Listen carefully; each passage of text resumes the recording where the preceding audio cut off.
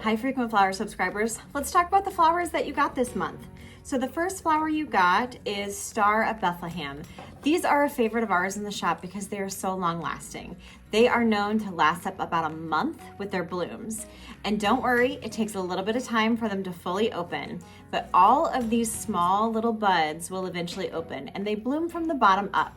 So if any of the bottom blooms start to look a little worn or tired, you can certainly remove them and still continue to watch them bloom all the way up their stem. These are actually in the lily family and they are a cold weather bulb, but as using them as cut flower, they're very long lasting and we just enjoy working with them. Their little delicate white blooms represent purity, hope, and happiness. So pretty great for the start of a new year. Then we also have Pussy Willow. So Pussy Willow is a cut blooming branch. These are not actually the blooms. These are the outer coating of the bloom. So these little fuzzy gray cat paws or catkins actually are a protective coating. So because they're a cold weather, this is going to protect them in those cooler temperatures. So when you put these in your vase of water, you may notice that they begin to root and eventually these little buds may bloom out. Now, I will tell you, these are grown specifically for florists that they may not bloom out and show pollen.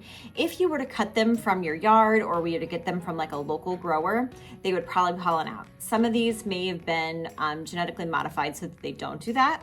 Mostly growers do that so that their specific like brand of product can't be reproduced. Makes sense, right?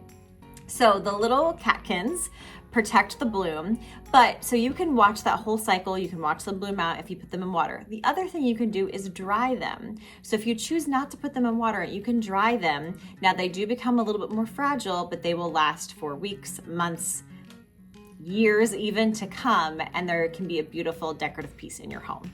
In your bouquets this month, you also received some eucalyptus.